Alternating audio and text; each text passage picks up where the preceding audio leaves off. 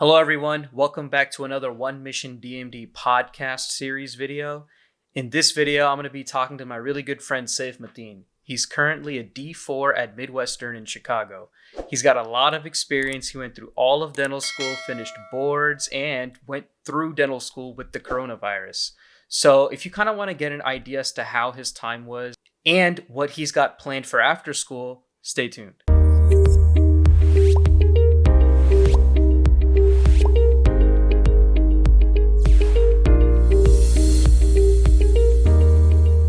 Yo, what's up, Saif? How's it going? It's going good, man. How are you, Taham? Nice to hear from you again.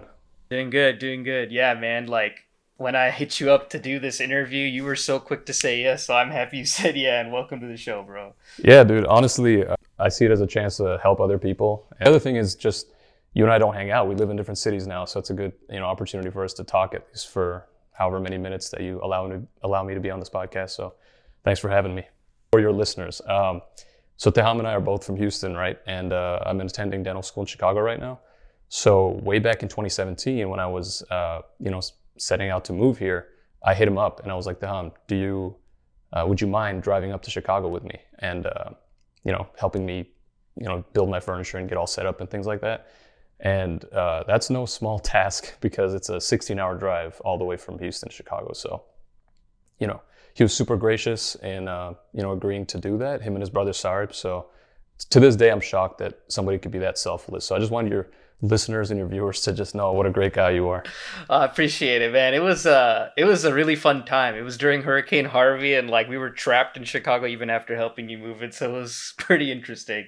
Saif has been that guy that throughout my undergrad and leading up to where I am today, I'd be constantly bugging him about everything you can think of regarding dental school.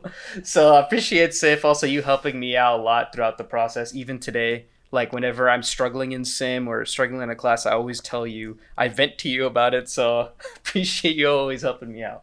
Of course, bro, of course. So go ahead and tell us a little bit about yourself, man, where you're from, your dental school journey, and what you've got planned after. Sure. So as I mentioned previously, I'm from Houston, but before Houston, I kind of lived all over the world because my dad's a petroleum engineer, so kind of hopped from country to country, but ultimately settled in Houston for a good 9 or 10 years, something like that, and then I moved to Chicago for dental school. In Houston, I went to the University of Houston. I majored in biology, minored in health, and as far as getting into dentistry specifically, it's not the most interesting story in the world, but when you're so I'm Pakistani, so people generally in our sort of background, we're kind of geared towards maybe one of 3 professions to choose from. Either you're doing medicine or you're doing engineering or you're doing law or something like that. So I wasn't forced into doing any of these things, but I was we kind of talked about me doing something in the healthcare field. It seemed like the right fit for me. With that being said, medicine, it didn't sit quite right with me, as in just because I didn't want to do 4 years of undergrad, 4 years of graduate, and then 3 years of residency. It was just kind of too long and too strenuous of a path. And I knew that, towards the end of my 20s or maybe even mid-20s, I kind of wanted to start working. So with that in mind, I considered dentistry and, I shadowed and everything. And it seemed like it was a good lifestyle, something that I could get used to, you work let's say from 7 a.m. to 4 p.m. or 5 p.m. and then you get to go home and have an actual, home life, and you don't have to feel so consumed by your job all the time. So I liked that aspect of it. And then also, once when I was, I think maybe 15 or 16, I got my dental cleaning done, and then the dentist came in and kind of did the checkup, and then he talked to me, and he was like, giving someone their smile is one of the most rewarding things you can do. And at the time I was like, come on, bro, I feel like you're just trying to make your profession seem more noble than it really is. But many years down the line now, I could see that he was right. I've been able to actually witness that and see people how it changes their lives. So in the end, at least at this point as a 4th year dental student, I think I made the right choice. That conversation you just spoke about with the dentist that you used to talk to, did that conversation continually keep coming into your mind as you kept working with patients? Dude, absolutely. It's actually kind of funny every time you kind of, in my clinic experience, when sometimes you even do the smallest thing and it has such a big impact. And I always remember that time that my dentist, Dr. Matthew Gemp, by the way, just giving him a shout out. It just comes back to me. I'm like, he wasn't kidding. You know what I mean? And to give you an example, actually, by how minor these things can be, the D3 that I work with, we're a pairing, and we treat patients together, our patient pool. Just our demeanor and the way that we interact with people, the way that we explain things to them, that in and of itself blows people away sometimes. Like, we had a screening patient recently that came in. A screening patient is someone who is completely new to the school and wants to see if they're a good fit for the clinic. So they came in, and we just kind of explained the way the school works, like my partner and I. And by the end of it, this patient was just like, you guys are so kind, you're so nice. Like, I really, I feel so comfortable here right away. And we didn't even pick up a handpiece at that point. All we did was talk to the patient. So it makes a big difference for them. It does. And that's what they've even told us in classes and stuff. Like, anyone that's in dental school is going to learn how to do the dentistry. But the character and the way you talk to people, you're not going to learn that. That's kind of like what's in you already. And so that's what the patient really looks at first. The dentistry at the end of the day can only be critiqued by you or other dentists. So you just gotta be really nice, man. That's all it is. It's not that hard. Honestly, if I were to break it down, I've learned that it's literally 50-50. 50% of it is your hand skills and what you can actually do. The other equal portion is how you are as a person, and it actually makes a big difference. So when COVID kind of, started around spring break, all schools were down. So once the schools started opening back up, how was that for you in terms of the patients that you'd see and stuff? Like, how did it all go down for you guys at Midwestern? Let's travel a little bit back then, kind of start from the beginning of all this craziness. So like you said, around spring break is when everything shut down. So yeah, same thing. It was March 2020 where we were all, sent home. And at the time, a lot of us at this school, we are from out of state. So there was a lot of uncertainty. Can we even travel home safely? So it was a whole thing. Ultimately, we spent many weeks still in Chicago, and then we realized that as long as we, wear a mask and everything, and we'll probably in all likelihood be safe traveling home. So we all kind of did that slowly but surely. And then we stayed at home for like 3 months. And while we were at home, we were still doing online exams and online discussion groups and treatment plannings and things like that. And every so often we'd get emails that we're going to return back, on this date, April 5th or something. And then we'll find out that they postponed it to another week or a week later, until finally June 4th, I think it was, is when we returned for good. And when we came back, there was all these new protocols put in place. And let's be real, we were still worried, there's only so many protocols you could put in place. But, we all just ultimately decided that we want to come back and be part of a solution and kind of keep treating patients. So the school, they put, arrows on the floor, on the walls, kind of directing traffic to minimize interactions with people. We had N95 masks, level 1 masks on top of those, face shields, gowns, gloves, hydrogen peroxide rinse. And every day you fill out a survey saying, do you have any symptoms? When was the last time you came into contact with anybody who's shown symptoms? Basically everything you could think of, just short of actually getting COVID tested. So that's kind of the way the school did it. And, knock on wood, it's been pretty effective. We've been open since that time, and we haven't had any major setbacks. So that's kind of how our school did it. And as far as to answer the other portion of your question, how things have been actually going in the clinic patient-wise, honestly, and I don't want to jinx it, but it's been pretty good in the sense that we've been able to do pretty much everything we were able to do before COVID hit. The only thing that they limited us at the beginning was cleanings, and we were still allowed to do cleanings, but we weren't allowed to use the Cavitron. So because of the aerosolization of stuff. So now we're able to use those again, but we have to use an isovac as well as a high-speed suction at the same time to control that stuff. So, the patient traffic's been good. People are still coming in despite COVID, obviously, and we're still getting the experience we need, which is super valuable before we, ultimately graduate in May, fingers crossed. Man, it's coming up. You're almost done, bro. But dude, that's awesome. I think a lot of schools are kind of in a similar boat right now. I mean, obviously, patient flow was pretty much non-existent in the beginning, but I think now almost every school is getting close to, if they aren't already at the level, of seeing patients before COVID came. So that's a good thing, man. That's awesome. Last year's class that graduated, I think they suffered the most in terms of like not getting the amount of patient interaction and experience. So I think we're getting a little lucky that we're kind of, at the end of at the time of the virus where like things are starting to look a little bit better, even though cases are going up. I mean, vaccines are starting to be administered as of today. So that's a good thing. Yeah, that's right. Wasn't the first one given to, I think, a 90-year-old lady in the UK, right? Yeah, I saw that. And it was pretty awesome. You're in your 4th year, so you pretty much know almost everything about how each year is structured. So after like going through your whole journey, which year would you say is like the most challenging of all of dental school? That's an excellent question. I would have to say it's a tie, man, honestly, between first and second year. And here's why. So, and I guess I can answer this only from my own perspective, obviously, right? So for me, first year was all about getting acclimated and used to the way that dental schools work, right? It's very different than from what one is used to before they start graduate school. So that was one big thing about it. And the other thing, and I know you and I have talked about this before, is head and neck anatomy. Yes.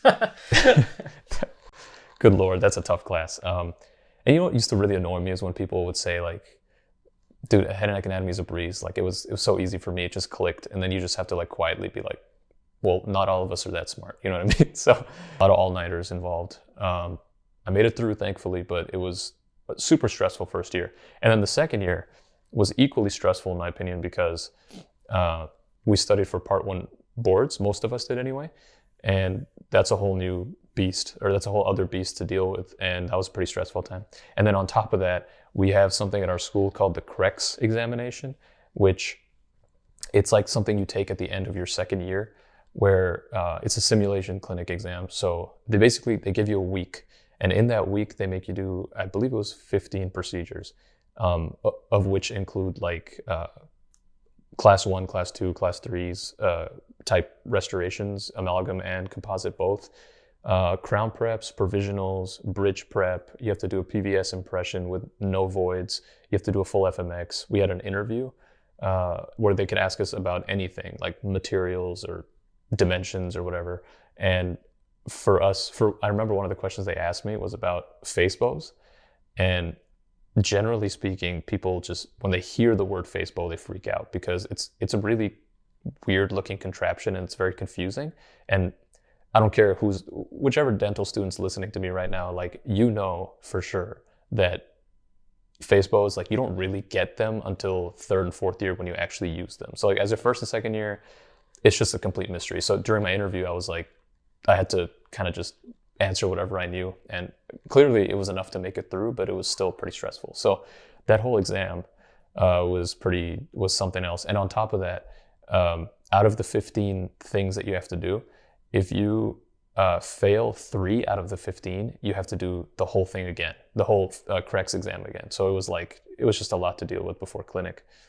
Dude, that's so much stress. So on top of the exam, like they're on the spot asking you like verbally about anything, or was it like a written thing that you had to like answer on a sheet of paper? It was in person. It was like 2 faculty members, and you're kind of sitting in this room with them, and they could ask you about any dental topic. To be fair, they did give us like some guidance. They gave us like a document saying like no dentures and no this, but that was it. Like they didn't say no this about dentures. It was like just no dentures. So you had to like kind of hope for the best, really. It's like so like, high stakes. I feel like after you're finished with it, you feel confident going into the clinic a little bit. Or I mean, for sure, there's definitely like there's a sense of accomplishment that you felt, and it kind of felt like, I think I've exhausted my time here. Like, even if I'm nervous about clinic, like I'd rather just do that than stick to the simulation clinic stuff. So you were nervous getting out of there for sure, because you're like, oh, I'm going to work on actual people now. But you were like, I'm tired of working on plastic teeth. It's time to move on. So you're right, for sure. All right, Saif. So, what advice would you give to someone like me who's about to get out of the sim clinic and go to the patient clinic? Like, what would you tell them to look out for? Like, what's different? What's the same? Man, Teham, just great questions back to back, man. I have to say, if this dental school stuff doesn't work out for you, man, I think journalism is a good alternative. um, Hey, why not both, man? Let's do both. That's true. Secure the bag. Okay. So what advice I would have for you who's about to enter the clinic? I have a lot of things I could definitely say because clinics is quite the journey. You learn a lot in a short amount of time. So the first thing I would say actually is, especially as someone who's coming in for the very first time to begin their clinic journey, bring a notebook. Bring a notebook the size of your palm that you could just stick in your scrub pocket. That made a world of difference for me. I also recommended it to my D3 when he first came in, and he did that, and it makes a world of difference because you can just write down anything that could be of use to you. Anything from like, the specific amount of epinephrine is in 1 carpule of lidocaine, to like all the steps in a denture process, like wax rim jaw relations, tooth try-in, the border molding aspect, what you should do to capture the anatomy.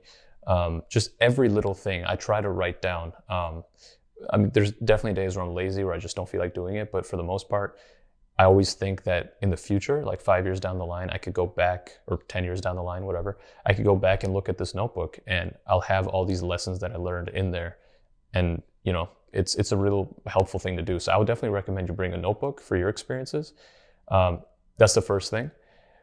Second thing I would say is to definitely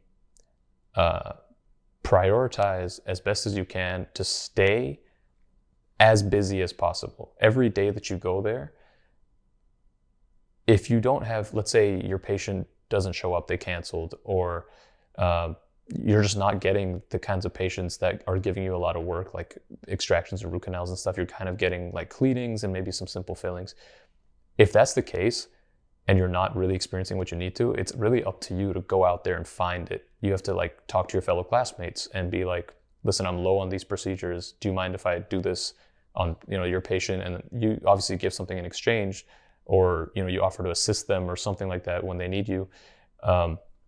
Stuff like that. Or you can go up to faculty and just be like, listen, I'm really confused about the like partial denture process with cast metal frame. Can you please teach me how to do this? And your faculty are there to help you. So make use of every second, every minute that you're there, because you're only going to be there for 2 years. And in my case, a little less than 2 years, because I had 3 months off because of COVID. So make use of every little second there. So apart from that, your learning curve in clinic is super steep. You learn a lot while you're there. So just, strap in, like you'll be fine, but just, do your best every time that you show up to clinic. Wow, I actually didn't even think about that. Having like a handy notebook that you can just quickly refer to. That's pretty cool. Like actually. Steve from Blue's Clues. Yeah.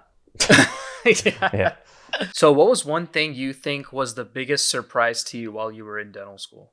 Well, first of all, I guess I can answer this in 2 parts. The first part is all of it. I mean, as somebody who hasn't, taken part in any sort of graduate studies, like you really don't know what you're getting yourself into.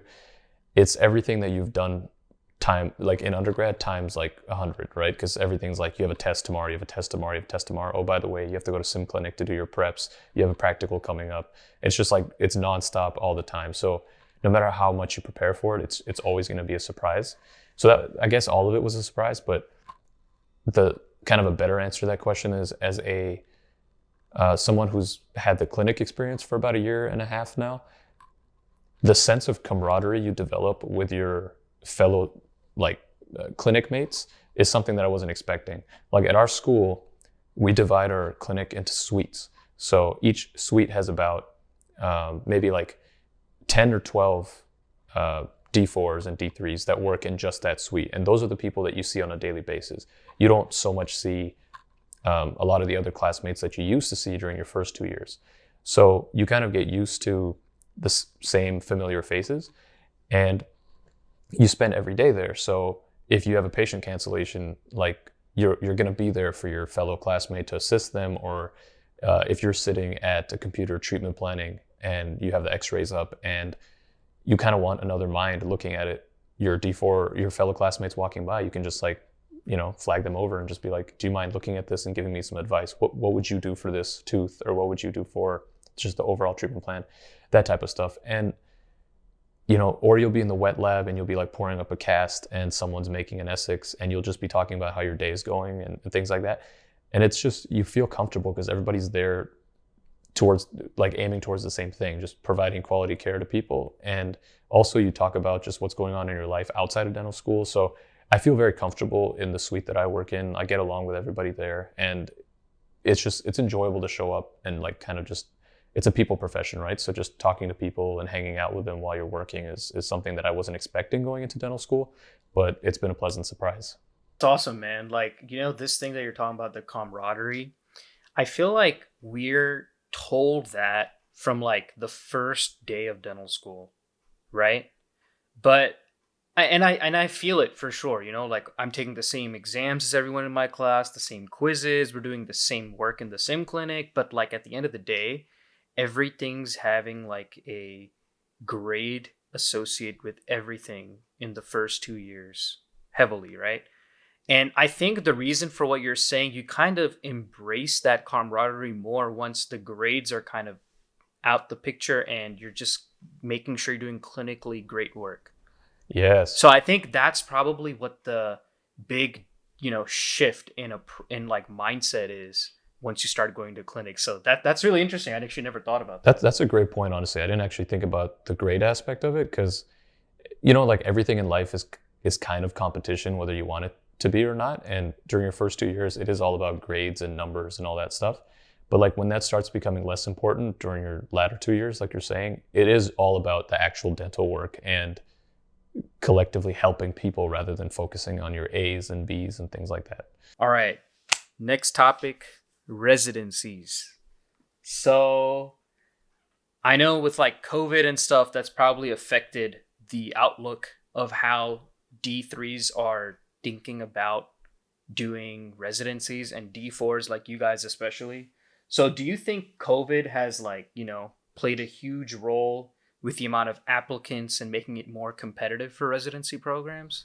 So right off the bat, let me just preface this by saying like, I'm not an expert on this topic. So I know some people who would be great podcast guests. I can get you in contact with them. Maybe they'll give you some better information, but I can say what I know, which is I've gone through the application process for residencies. Actually, let me just explain for those people who don't know. After dental school, you have residency options, right? You have the GPR, or the general practice residency, or you have the AEGD, Advanced Education in General Dentistry. And what these offer is kind of, they make it very clear that it's not a fifth year of dental school, but they do offer you additional practice and, dealing with patients with complex medical histories, anesthesiology rotations. You kind of get like more education in things that you don't really have as much of in dental schools. That's kind of what it's all about. So when I myself, for 3 months, wasn't able to go to clinic because of COVID, I was pretty concerned, am I getting enough clinic experience to go out and work in the real world? So I started to pursue the residency stuff. And I applied and I went through the whole application process. From what I could tell, it doesn't actually seem like a whole lot more people were applying this cycle, or even a lot less people. It kind of seemed like the same amount. And I'm basing that off of just my class. I'm kind of using my 129 student class as like a subset here to answer this question. For the most part, I only really know maybe like 5 or 6 people total who are kind of pursuing it. And the rest are like either general dentistry or people who actually, went for specialties like ortho and OS and peds and things like that. So I think COVID actually hasn't greatly changed the way that people are approaching residency programs. Now, this is only from what I've seen. If you were to talk to like a residency program like director, they might have better answers for you.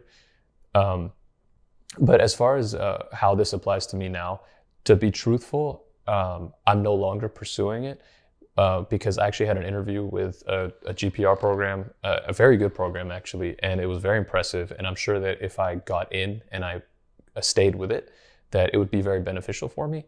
But I sat through the interview process. It was one of those things that like start at 8 a.m. and it ends at like 2 p.m. It's like a whole day commitment. And it was online, obviously. And what they laid out as expectations for me were basically, in the end, I realized that's not what I wanted to do. That's not how I wanted to spend my next year. Like being on call at the hospital, dealing with like abscess drainages and doing rotations and things that might not even benefit me like in the future. Those types of things were like, I'm sure it would be nice to learn, but for to spend an entire year committing my life to that, whereas I'd rather just step into the dental world and work in like a private practice setting and just get my hand skill speed up and start making money and things like that was more enticing to me. So I ended up picking the job hunt as my option as opposed to sticking with a GPR program. So if you're out there and you want to do a GPR program, for sure pursue it. I'm just saying for me personally, I decided it's something that I don't want to do. So that leads me to the next question. So after everything you've done so far, like, and everything that you're expected to do before you graduate, do you feel confident? Do you feel ready to do this work outside of school? Do you feel like clinically, like you're able to do everything? Like how like, is there something you feel like you wish you could do more of? Like, tell me what you think. So if you asked me this question in March 2020, I would say no, I don't feel ready. And that's for one main reason is that for whatever reason, as a third year, me and my fourth year who worked together, our patient pool just did not give me enough, simply put. They just didn't. We kind of did a lot of denture work, but not enough extractions, not enough root canals, not enough crowns. And I could tell comparatively, numbers-wise, I wasn't stacking up well against my fellow like classmates. So that was pretty disheartening. And I was like, am I really getting like my money's worth? You know what I mean? And but COVID hit, and that also added to the whole uncertainty, right? But then when I came back in June and I became a D4 and my D3 came in, I told him on day one, I was like, obviously I look forward to working with you. I think, I'm a pretty laid back guy. We're going to have a good time. But I'm going to be frank with you. I don't think I got the experience I needed as a third year. And I kind of want to kick it into overdrive as a fourth year and prioritize finding work at all costs, like accept everything, get all the experience possible. And I even told him, I was like, I'm not the type to want to hog work from you, especially. I want it to be even. But at the beginning, I might have to kind of take a little bit more just so I can get my numbers back up. Luckily, super understanding partner, very nice guy. So he was like, yeah, for sure, like whatever we need. So because we worked hard and we screened a lot of patients and we did a lot of comprehensive exams and things like that, now we're starting to see the fruits of our labor. We've done like a bunch of extractions and root canals since then and crowns and things like that. So we feel a lot better about where we stand. And I myself personally feel a lot better and more prepared to enter, the job market after this. I just feel that just the last few months have been extremely beneficial for that. And I guess a couple of things that I'd still want to get more experience in, though, despite the recent upward trend, is CAD/CAM is one thing. Like that's something that I think I've done maybe like a couple, and I know that a lot of dental clinics kind of, when they're looking for people to hire, they ask if you're proficient in CAD/CAM, because that's kind of the way things are going, right? Technological advancements. And I want more experience in that. I do have a case coming up, an anterior case where we're doing crowns on 8 and 9, and we're going to CAD/CAM those. So I guess that'll be nice, but I do want more of those. And something else is actually, I know I mentioned extractions, but I think you can never have too much practice with extractions. I want more, and I want more surgical ones where you have to cut a flap and section the tooth and things like that. And if I can get those two things kind of a little bit more before I graduate, I'll feel pretty solid. So this is going to be the final few questions that we're going to ask closing today's segment. What would you tell yourself as a D1 prior to the start of the semester for dental school after everything you know now? So what I would tell my D1 self, it's going to sound cliche, but I really feel like it's true. The first thing I would say is to tune out the noise. That's the first thing. You hear as with anything in life, like I mentioned earlier in the podcast, like competition, you're always going to hear people say things that I'm doing this better than you, or I have these grades, or my preps look like this. And you're going to hear that constantly. And it's pretty off-putting, right? But if you manage to completely tune that out, focus on your own stuff, focus on getting better yourself, that goes a long way. And the other thing is, I would tell myself,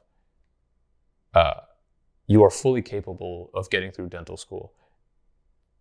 The thing is, you have to work hard, and you have to work hard.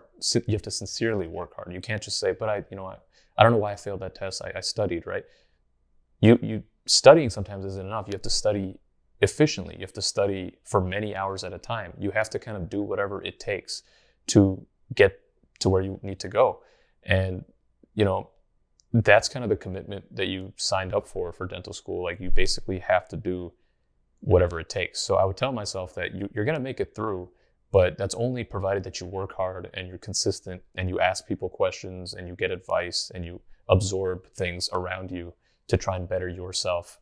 And, I found myself when I started dental school very unsure if I can even handle the whole thing. But I'm kind of talking as if I already made it all the way through and I'm like a practicing dentist of 20 years, but I'm not. Hey man, you can see the light at the end of the tunnel. You can say whatever you want, man. All right, fair enough. I'm close to the end. So I can say at this point that you can make it through. You just, like I said, you have to work hard sincerely and you have to ignore the haters basically, and you'll make it through. And I'm like barely even halfway into my journey. Got one more semester left of D2 year, but I've learned that I don't know when it happens for everyone, but there's some point of dental school where I think everyone gets a little bit humbled. They get this like understanding that, oh man, like I was getting all A's on every didactic exam, but in sim somebody may be struggling, or somebody's been struggling with didactic, but when it comes to sim, they're acing everything. So that, I think for me personally, I've asked myself this question, and I even like, will I be able to do it?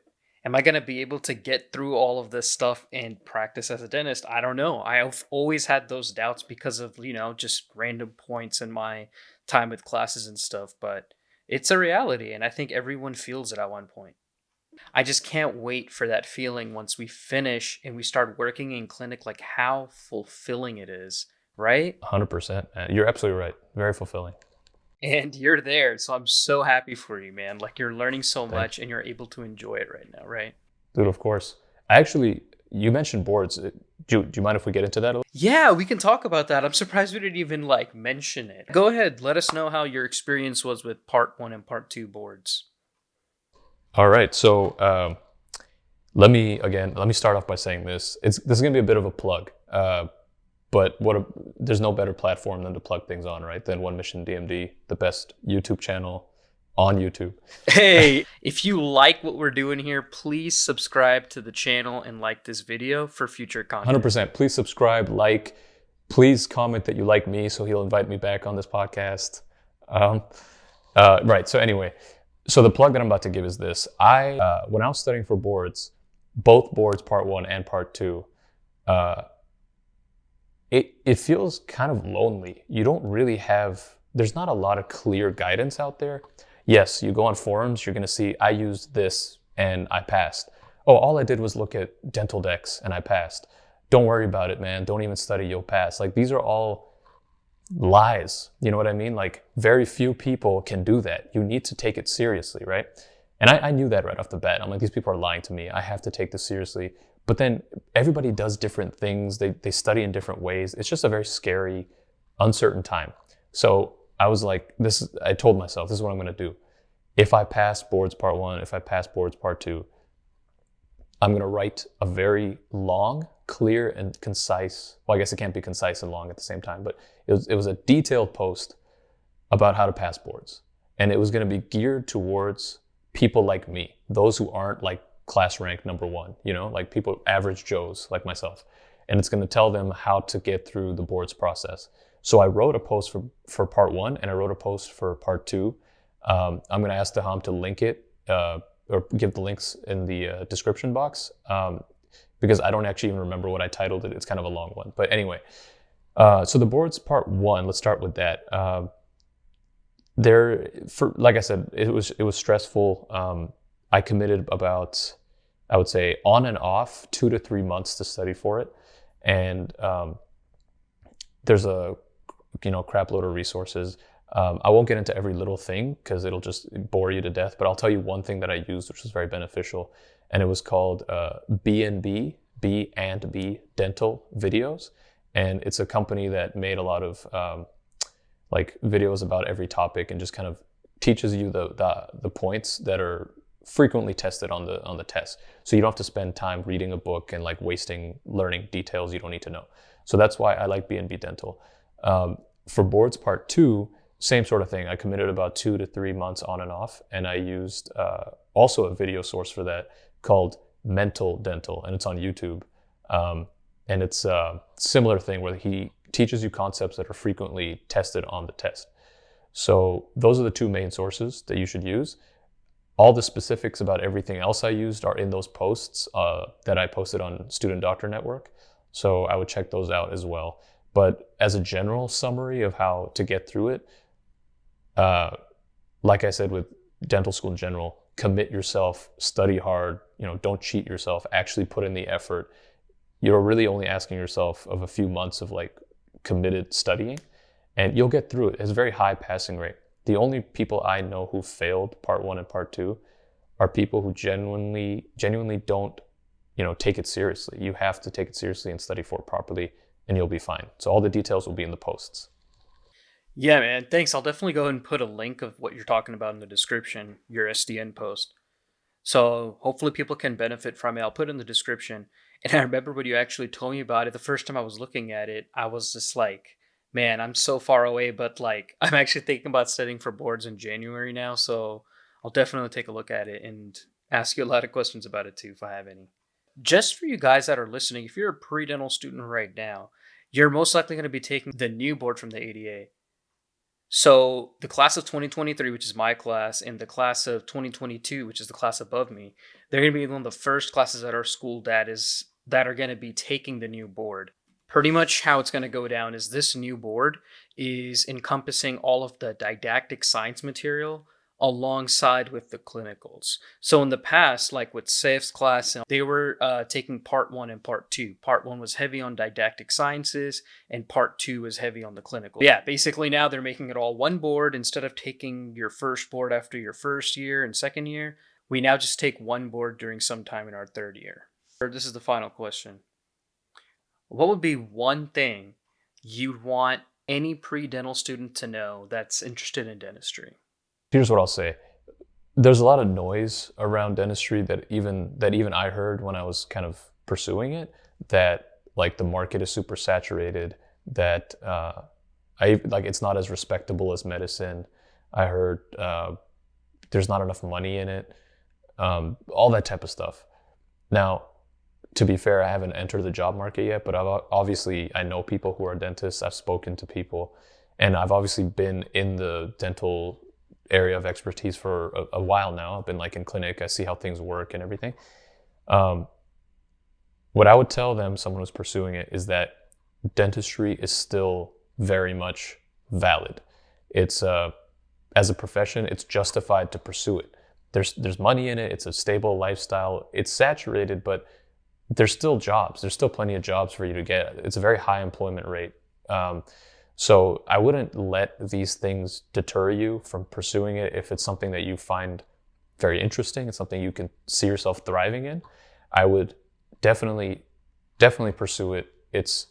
You have to go through a lot at the beginning, obviously during your first 2 years, but after that, you can, like Deham mentioned, you see the light at the end of the tunnel. You start to see your hard work pay off. You can see actual patients and how they respond to your treatment and things like that. And the job opportunities are going to be out there. You could do private practice, corporate, FQHC. There are residency programs. You can specialize. Every year dentist retires. There's going to be opportunities. So I would just say it's still a great profession. It's a noble profession where you change people's lives, and it's worth your time to pursue it. And I think, at this point, as a fourth year who's halfway through his fourth year, that I think I made the right decision. And I think you guys will make the right decisions too. Anyways, guys, that was the end of this video. Saif, thank you so much for sitting down with us and being on the show. I appreciate you having me on the podcast. Like I said before, big fan of One Mission DMD. I think you're doing valuable work here. I'm a big supporter of the channel. I'll continue to be one. I would love to be back and provide more information and help to people if Deham will have me back. Thanks once again, and good luck with the rest of your quarter, Deham. Thanks, man. Take care.